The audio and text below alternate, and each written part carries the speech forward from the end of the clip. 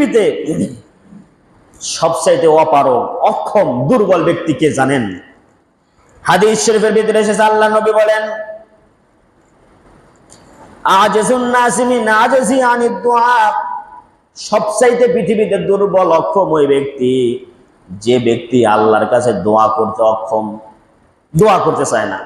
নামাজ শেষ হয়েছে, কিসের দোয়া আর কিসের ইবাদত, হুর হুর করে দৌড় মারে মসজিদ থেকে। আসে না নাই? জোরে কোন আসে না নাই? হুর হুর করে দৌড় মারে কেন? আর পরে মসজিদের ভিতরে আসে, মেঘে গর্জন দিয়েছে, ডাক দিচ্ছে, বৃষ্টি হচ্ছে, মসজিদ থেকে মানুষ ভো দৌড় মারে।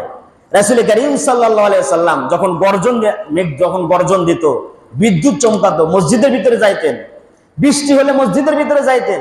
দোয়া কবুলের মাসনুন কিছু সময় আছে, তার ভিতরে বৃষ্টি যখন হয় তখন দোয়া কবুল হয়, এই জন্য মসজিদে আসতেন। আর আমরা করি কি? বৃষ্টি যদি বাহিরে দেখি, হুজুর তাড়াতাড়ি শেষ করে না কেন, মোনাজাত শেষ করে না কেন, কখন করবেন, কিসের মোনাজাত, থুইয়া দৌড় মারে। চিন্তা করে, মানে শয়তানে চাবি দিয়ে দিছে, মসজিদে আসিস কেন, দৌড় মার, মরলে বাহিরে গিয়ে মর, মসজিদের ভিতরে মরলে তো জান্নাতই হবে।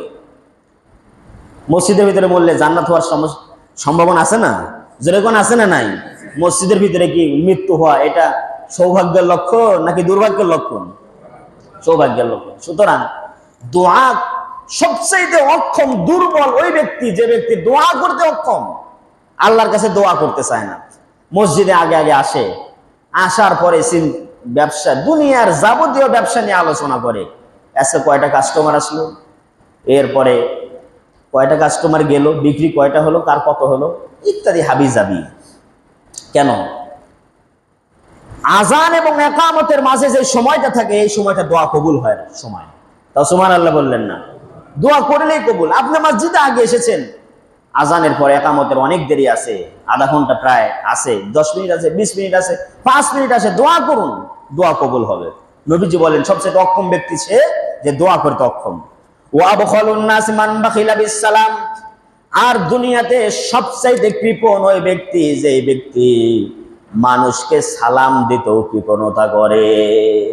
সালাম দিতেও কৃপণতা করে। আমরা হুজুরেরা মানে যাই, হাঁটে যাই, মাঝে মাঝে চিন্তা হয় আমাদের, মানুষ আমারে সালাম দেবে, আমি হুজুর মানুষ যদি সালাম দিই আমার প্রেস্টিজ থাকলো নাকি?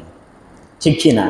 বস চিন্তা করে যে আমি যদি আমার এই অধীনস্থ ব্যক্তির সালাম দেই তাহলে আমার কি প্রেস্টিজ থাকে নাকি? ওরে কেমনে সালাম দিব? অথচ রাসূল কারীম সাল্লাল্লাহু আলাইহি ওয়াসাল্লামকে আগে কেউ জীবনে সালাম দিতে পারে নাই। নবীজিকে কেউ আগে সালাম দিতে পারে না। এক সাহাবী বলছে, আমি টার্গেট নিয়েছি রাসূলুল্লাহকে আগে সালাম দিব। আমি রাসূলুল্লাহকে কাছে পেতে পেতে মানে চাচ্ছিলাম একটু দূরে গিয়ে সালাম দিব, নবীজি যেন শুনতে পায়। এমন দূরত্ব কাছে যেতে যেতে রাসূলুল্লাহ আমাকে সালাম দিয়ে দিয়েছেন।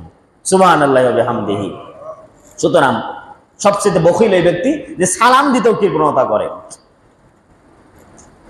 আমার বন্ধুগণ, যে ব্যক্তি আল্লাহর কাছে দোয়া করে না, আল্লাহ রাব্বুল আলামিন তার প্রতি রাগান্বিত হন।